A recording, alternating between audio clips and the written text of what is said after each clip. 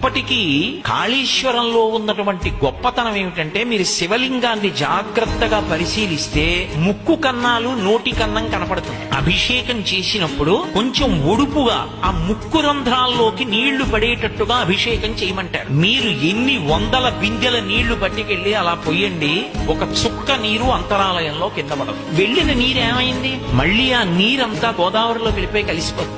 ఎలా వెడుతుంది, ఎలా కలుస్తుంది ఎవ్వరికీ తెలియదు. కాళేశ్వరం వెళ్లి కాళేశ్వరం క్షేత్రంలో అర్చకులను అడగండి, అసలు నిజంగా ఆ శివాలయం చూసి తీరాలి.